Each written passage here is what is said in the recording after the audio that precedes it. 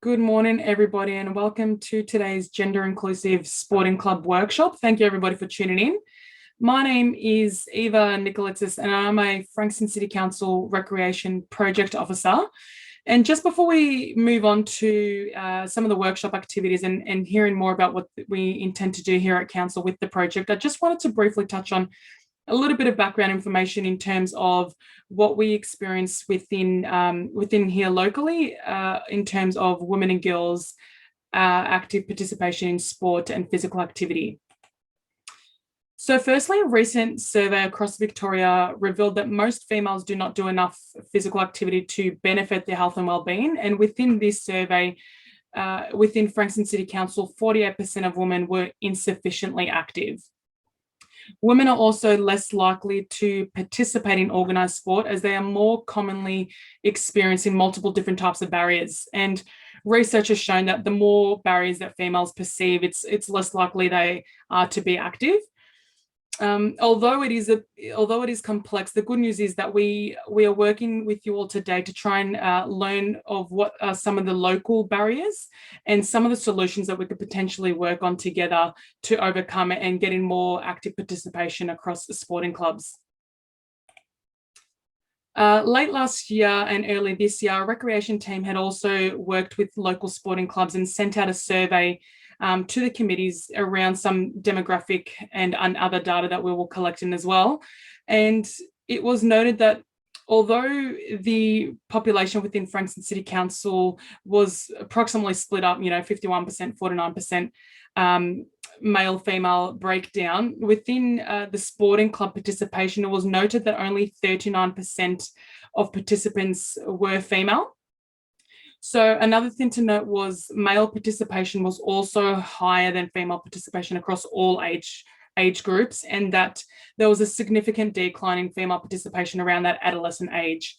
Although this isn't uncommon across the board in terms of what is experienced across Victoria and nationally as well, we just wanted to kind of get some of that information to kind of find out what may be the factors influencing participation within Frankston.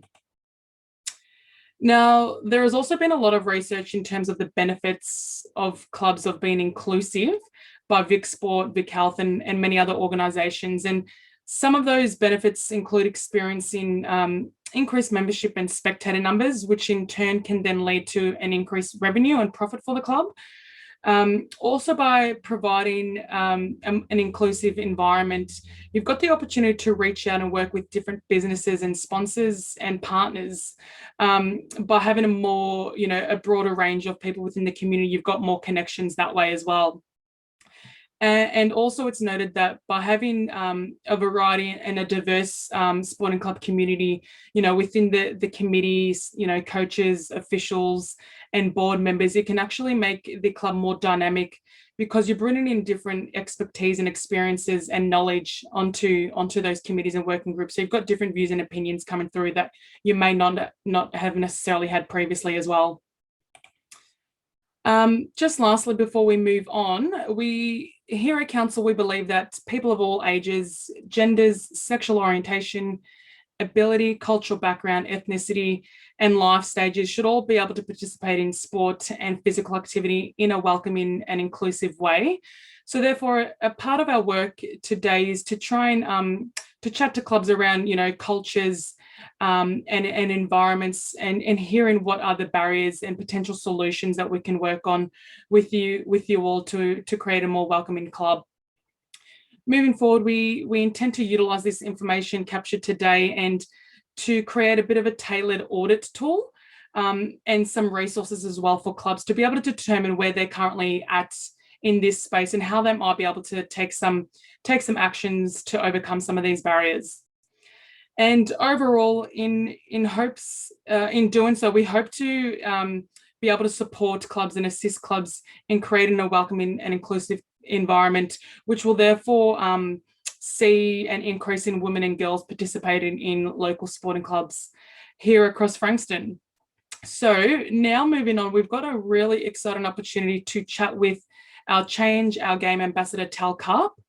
So Tal is an Olympian, lawyer, and organizational strategist. And in her early years, she was balancing a legal career with elite sport, as well as representing Australia as a member of the Matilda, so the Australian women's soccer team.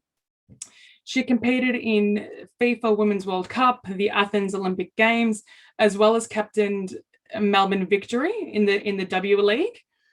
In her early years, Tal was also the only girl in an all-male league, and as well as Tal having many other roles within sporting club space, which we'll touch on a little bit more within our chat with Tal. So Tal, thank you and welcome today, and thank you for being with us. So I just wanted to firstly ask, what was it like being the only female in the boys' Premier League competition? Look, I loved it. I loved the game of football, and I spent a decade doing it from 7 to 17 before relocating to Canberra. I grew up in Perth to try and make it into the Matildas. I loved the thrill. I loved the challenge, but there were probably a few, maybe three things that I particularly remember of that time that might maybe aren't so ideal. And that the first part, I think, is really feeling persistently judged. I felt like I had to be better than good enough to validate that I belonged, to disprove what I thought everybody there already thought, and that was that girls can't play, which is obviously not true, but that's what I felt that I was battling. The second, I actually felt ashamed at times that I was doing something that I wasn't supposed to do, and therefore I was making it so much harder for everybody else around me, the players, the parents, the organisers, and that kind of felt like a bit of a heavy toll to bear. I remember hiding behind my dad's legs in those early days and just didn't want to come out behind them until the game got underway. It felt a bit scary, but it was also something that I really wanted to do. The third feeling, though, is something that I've reflected on more recently, and it's probably the most interesting of those reflections. And that is, deep down, I actually liked being the only girl. Deep down, I actually, and this is it feels a bit shameful to say now, I didn't want other girls in the team. I felt more successful somehow. I felt that if other girls were to get in, they needed to be like me. They had to fight like I did. And the point I want to make here is, unconsciously, even as a small child, I was supporting the very system that excluded people like me. I didn't want to blow it up. I just wanted to fit in it. I saw football as a game that boys played. If I played, I had to be like the boys, and that's just how it was. And in effect, I was kind of lifting up the ladder behind me. It doesn't make me bad. I was 7. But it's the theme of unconscious bias that I think is really interesting to reflect on, regardless of our role in the system. It doesn't make us good or bad. We've all been socially accustomed, because of the way that we've grown up, to assume that men do certain things and women do certain things. And maybe that's a theme, Eva, if there's time, I might keep touching on, because it's so important that we reflect on our role to make sure that we don't hold ourselves back, but also don't hold other people back in our sporting club environments. Sure, for sure. Thank you. And we've got a question in the chat, which we'll get to at the end, but I just wanted to mention as well, if anyone else has got any questions, feel free to put them in the chat and we'll try and answer as much as we can. So Tal, what was some of your career highlights as a football player? Eva, you mentioned it before, and that was the World Cup. So I told you that my dream as that 7-year-old watching that television set was to make the World Cup. And when I watched that TV initially, I only saw men on TV. There weren't women on TV. There weren't women playing on football fields around me. There was just an absence of that. But then finally, after deciding that that's what I wanted to do from such a young age, getting to 2003, and that was still a long time ago. Gosh, I'm showing my age. But I made it to the World Cup after years of training hard, beat tests, fitness tests, strength tests, relocating to Canberra away from everybody I knew from Perth at 17 years of age. It was just an incredible moment to know that I had made it to that team. It was a different era. You might remember in 2003, we were battling SARS. Now it's COVID. Our competition was suddenly moved from China to the US. And I remember counting down the days. Before everyone got on this screen, we were talking about how athletes often have calendars of sleeps before a big competition. And I remember counting down the days to the World Cup and thinking back on all of the work that had gone into getting me there from that early age of 7. And then I actually remember going to the US and going to that first game at the Home Depot Center in Carson, California. And I was walking out onto the pitch with my teammates. We kind of hold hands as we walk out. and there's this FIFA theme music playing in the background, and I had my parents and my late grandparents in the stand, and I just had this overwhelming feeling of pride, I guess, that I made it and that I did it regardless of what other people thought I was capable of. But if I come back to that theme of unconscious bias, I actually also felt gratitude. And I want to talk about that just briefly.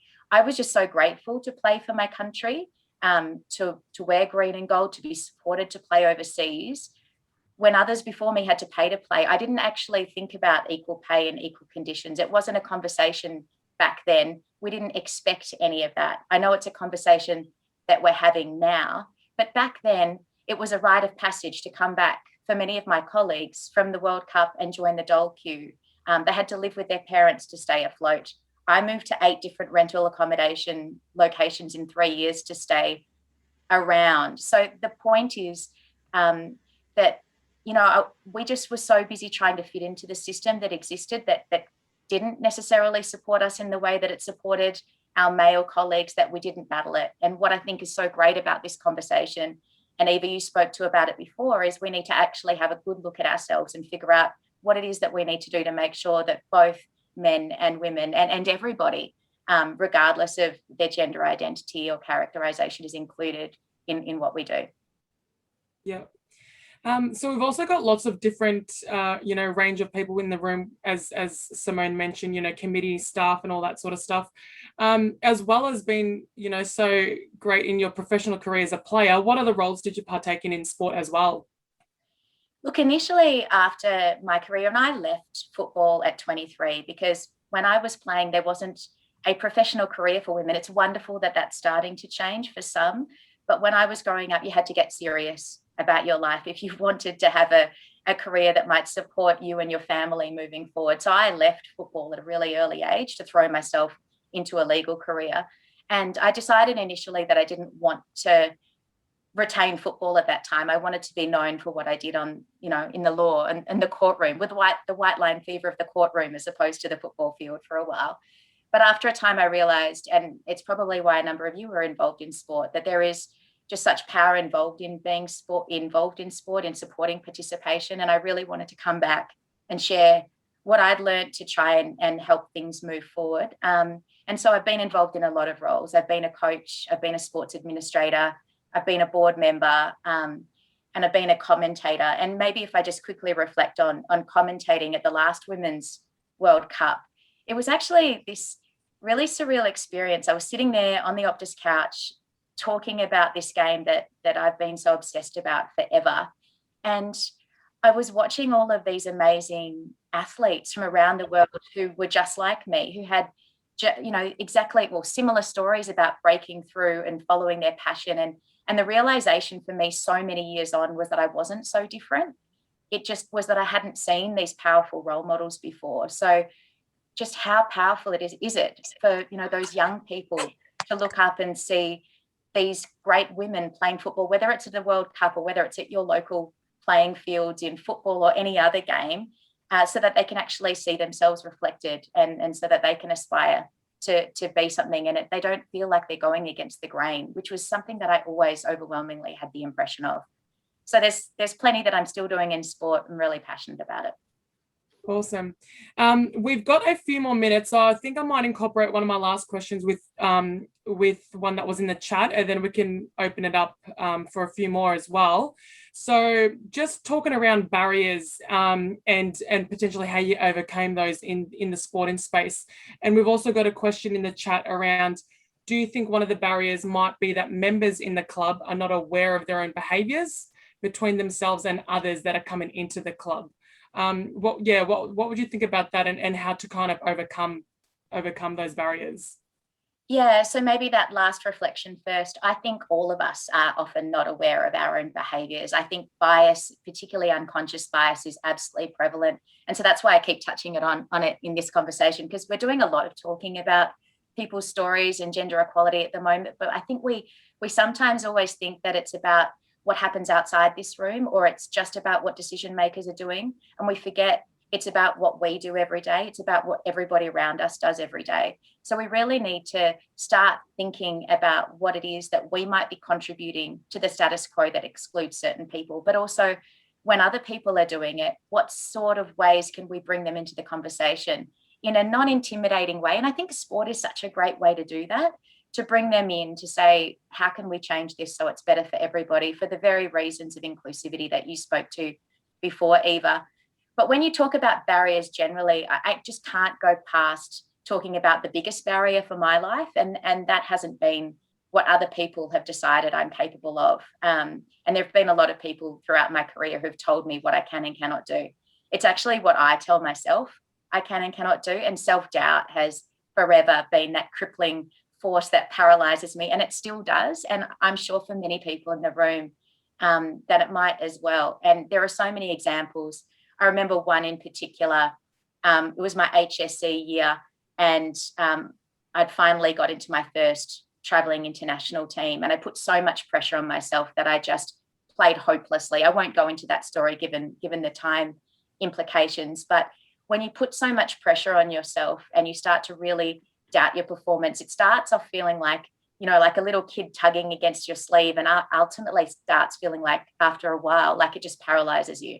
And sometimes I played feeling like I had two left feet, like every step or every next touch I took just took me one step further back. And I've learned over time how to deal with it in a more productive way. And it's the same of if I'm in a courtroom or in a boardroom, that sometimes I really need to slow down. And there are a few steps that I take. One is, I think it's really important to reframe challenges like that big competition in the Netherlands that I spoke to before. It's important to reframe those as opportunities, because it allows you to loosen up and feel more creative. There's something to be said about putting on a game face. So if you're stepping up to a penalty at a huge international competition, you can't tell the world that you're afraid and that you're worried that you're going to stuff this up. You have to project that you're going to nail that penalty. And there's something about priming yourself to look that way that actually makes you feel that way. And I do the same thing when I'm at an important meeting and elsewhere. I think the other thing that sport really told me is, and people talk about getting comfortable with discomfort, but I actually say train for it, because I think that also helps you in times of doubt. And ultimately, when you do stuff up, you need to pick yourself up. And one of the ways that I do that is to make sure I have a really good team around me, because sometimes I just can't see beyond myself. I start really internalizing how crap I think I am in respect of something. And sometimes I do need other people to pull me out. And then a bit of time and space goes by, and I'm able to readjust and reacquaint myself.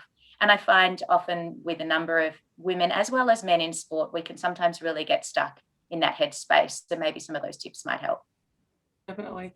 Thank you so much, Tal. And just in light of time, we might begin moving on. We do have a few other questions in the chat. I'm not sure if you're able to potentially answer it in that, just so those people don't miss out. But thank you so much for telling us a bit about your story and your experiences. That was, really great insight. Morning, everyone. My name is Zoe Francis, and I'm the Acting Health Promotion Manager from Women's Health in the South East.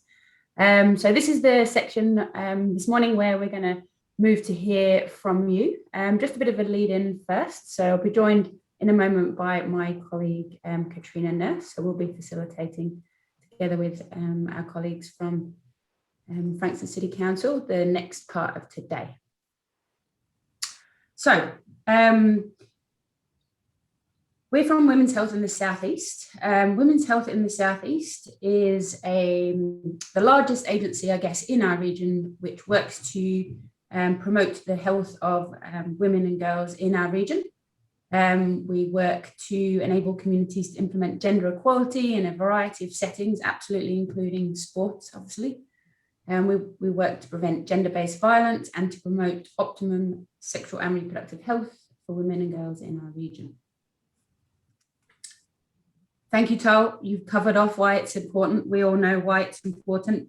Super transformative. The effect of sport, I think, particularly in our country, is so powerful, and it provides an opportunity, together with the outdoors and physical activity generally, to really transform our culture in this country. It's an opportunity to provide and promote participation and leadership of women in sport. And we're really excited to be here today to unpack exactly how we're going to improve that work in our community. So in moving towards this section, just going to acknowledge that this work is really important because it's about unpacking those restrictive gender roles that have kind of been assigned to women traditionally. And this is obviously why we're here today, to help really see that shift in our communities. And why is that important? It's really important because, as you mentioned before, Tal, that kind of unconscious bias or even behaviours that are disrespectful, whether somebody's aware of it or not, are actually the drivers for discrimination.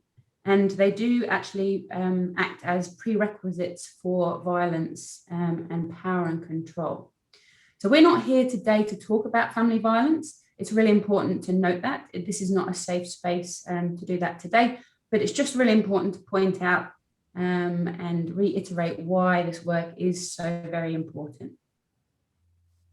So in having mentioned family violence, it is really important to make sure that if you do feel triggered in any way by anything in today's session, that you do reach out for support, reiterating that this is not a space today to share any lived experiences of disrespect or violence, but that there absolutely is fantastic help out there for you to seek. So on the left there, there's the number for 1-800-RESPECT, which is our national sexual assault and domestic violence counselling service. The number there on the left. In the centre there, you've got Men's Line Australia. So that's for any men who are concerned about their own behaviour or other men's behaviour. And on the right, Safe Steps, which is crisis support.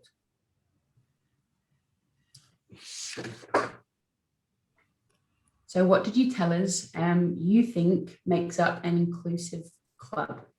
So when you registered for today's session, we asked you what you think an inclusive club looks like. So here are some of the answers that I've dropped into the slide. I won't run through them, but what I will do is just kind of theme them out, if that's okay.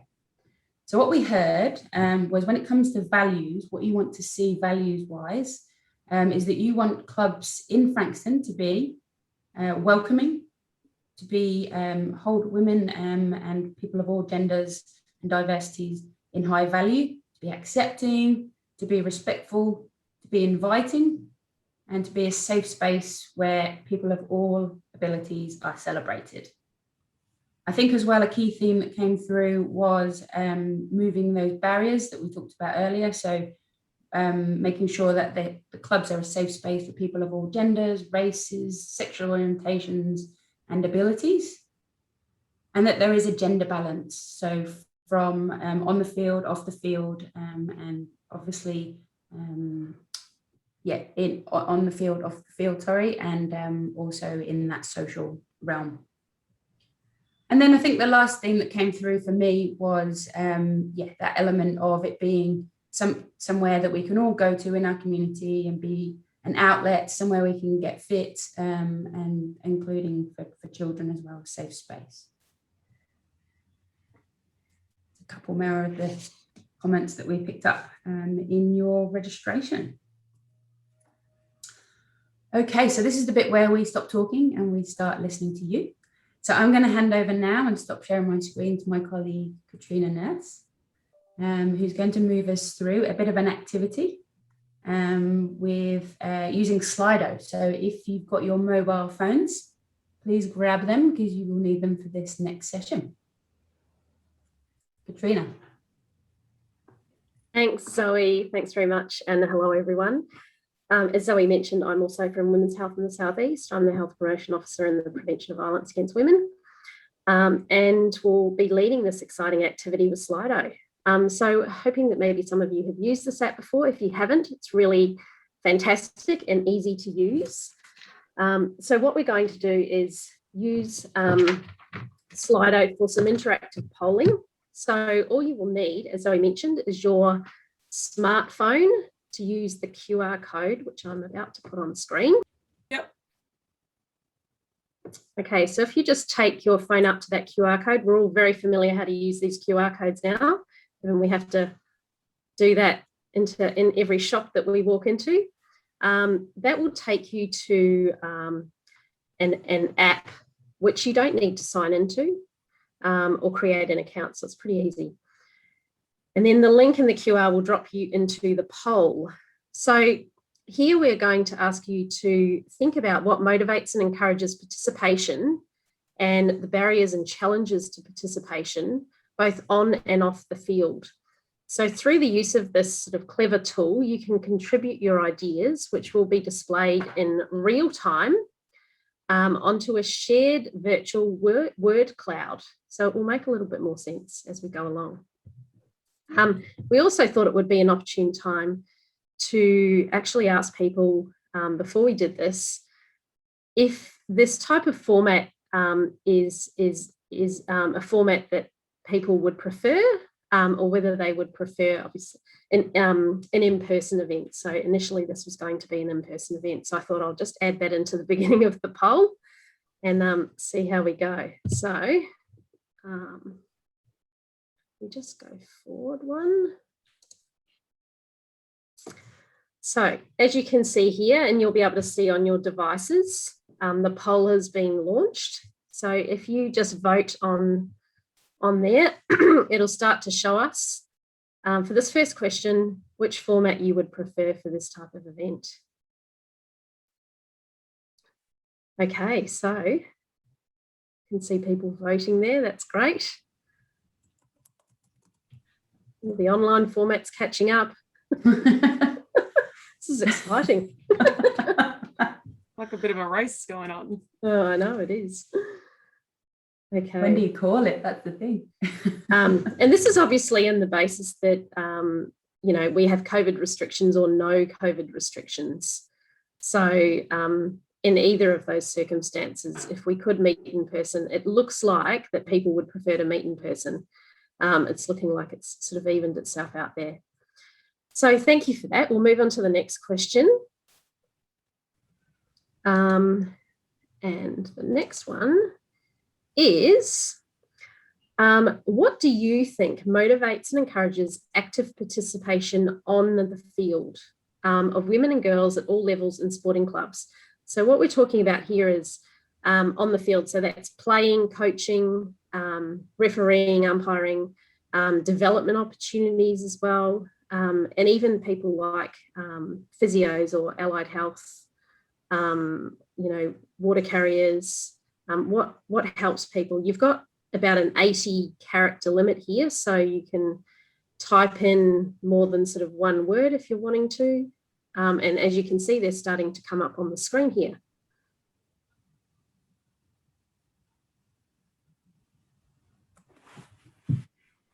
Yep, that's great.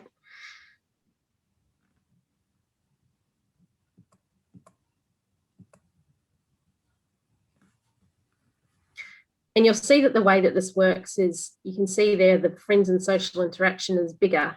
And the reason that's bigger is it's starting to theme out where there's double ups and bringing those forward to make them bigger, so that the more people that are putting in something that's similar, it will bring those to the fore.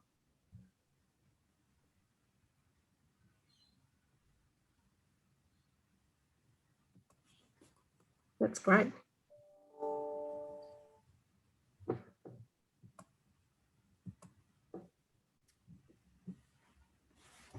Okay. I think we've probably nearly got most of our thoughts on that poll. So we will move to the next one. So the next one is more around, we're talking about on the field still, but we're wanting to ask you what you think are the challenges and barriers to active participation on the field. So what are those things that make it more difficult for women and girls to participate on the field?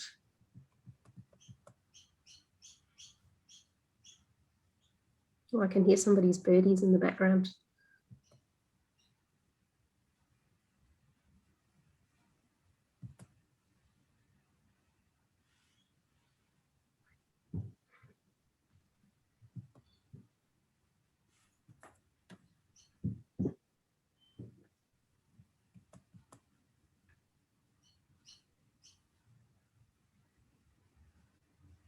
I like Maybe that one. You can't be what you can't see. That's a goodie. It is indeed. Yeah. that modelling. And around the work commitments too is an interesting one, whether that's got to do with the timing of some of the requirements in terms of on the field active participation. Yeah. Childcare and being a mum's coming through as well as a key thing. Family commitments. Seeing other women participating, I think, is a really interesting one too.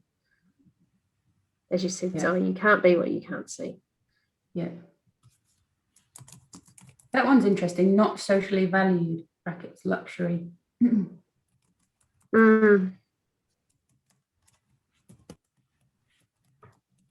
Women coaching. Yeah, that's a really interesting one.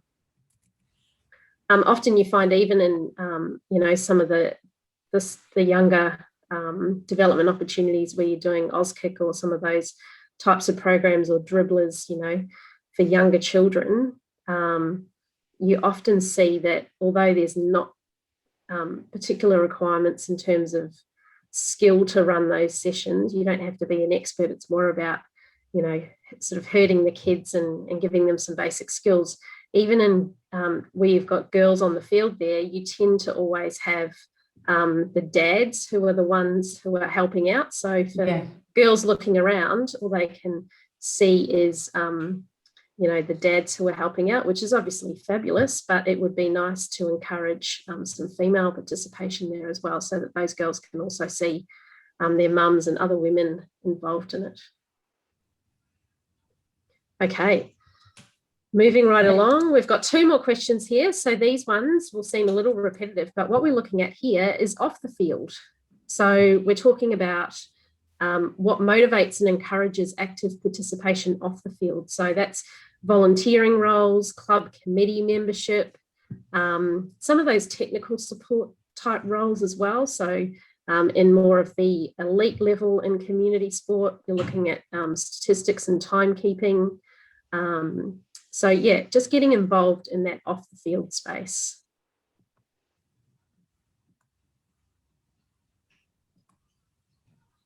Oh yeah, that's interesting that the partner or kids are at the club is kind of a lead-in motivation. Yeah. Yeah, kids are at the club, yeah.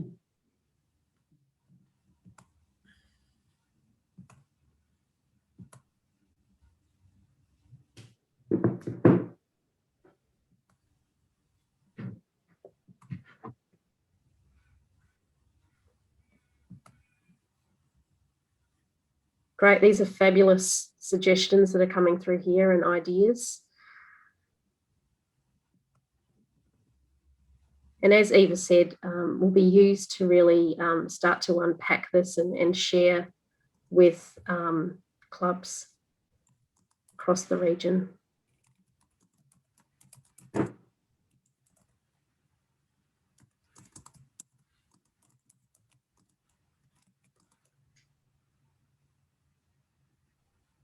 Okay. How are we going? Yeah, being asked, there you go, and that encouragement, I think, is a big thing coming through there. That authentic want from leaders in the club, or and often it's about tapping into that as well, because there can be women in the club who have fabulous skill sets, and it's just a matter of tapping in and actually tapping them on the shoulder and saying, look, we know that you have expertise in, you're a lawyer or you're an event manager, or you have this an accounting background or whatever it is. We really need someone to help here. Do you have the time to give to the club? right. Okay, and the last question, lucky last, is the challenges and barriers to active participation off the field. So what are those things that make it difficult for women and girls to get involved off the field?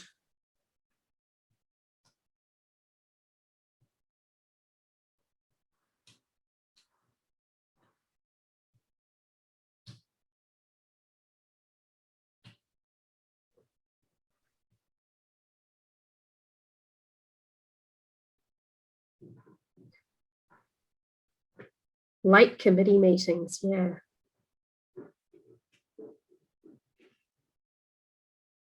That's an interesting one too. Yeah. I think on the blokey culture, just to note that that's certainly a piece of work that potentially the clubs could move to do, the work around engaging men and boys in gender equality, and just how many benefits there are for men themselves in terms of breaking away from that kind of hyper-masculine culture. That's coming through quite strongly. The blokey culture, the time, kind of the two key themes there. Yeah.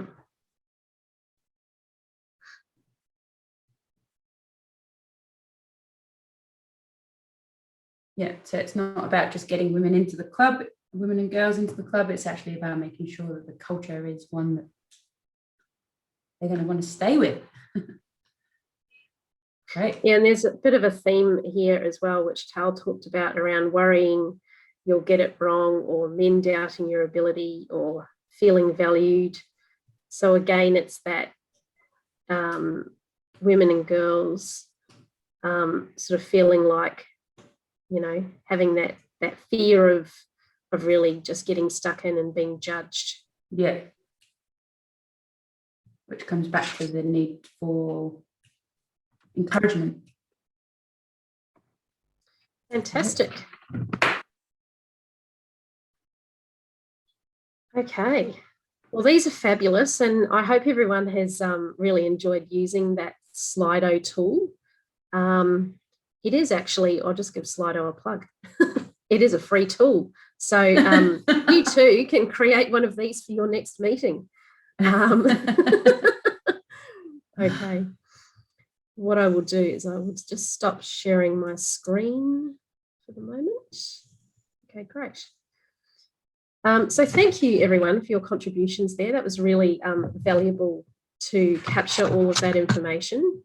And as I said, Frankston City Council will be using that. So now we're at a stage where we're actually going to divide everyone up into 4 separate breakout rooms. So each of these rooms will be facilitated by either a Frankston City Council staff member, so Eva or Simone, and Zoe and I. So you'll stay in your allocated room for the next 20 minutes or so, and you will explore in detail 2 of the 4 areas below. So what we're going to look at is club culture. So, what the club feels like in terms of that culture that's created. Club memberships and engagement. Club leadership and club facilities. So in these groups, we want to explore and unpack the collective wisdom in the room and help tease out how we can create more inclusive clubs for women and girls. So we really encourage you to put forward your ideas, and then we'll bring everyone back into the main room, and we'll just do a quick wrap and summary, and then I think we'll be ready to finish up. So.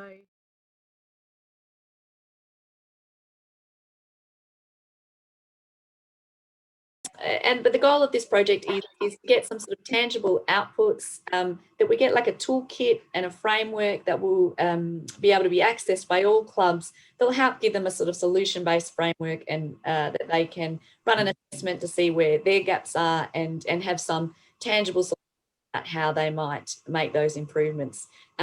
We know that having women and girls in clubs is great on lots of levels about gender equality, but it's great for clubs. There's a whole lot of extra participants out there, extra volunteers that we can get on board and bring into the clubs as well. So we think it's win-win for everyone. But so again, thank you so much for your time this morning. I really appreciate you taking your time out of your day to be here. And we'll certainly keep you informed of how we progress, and hopefully keep you involved in the process.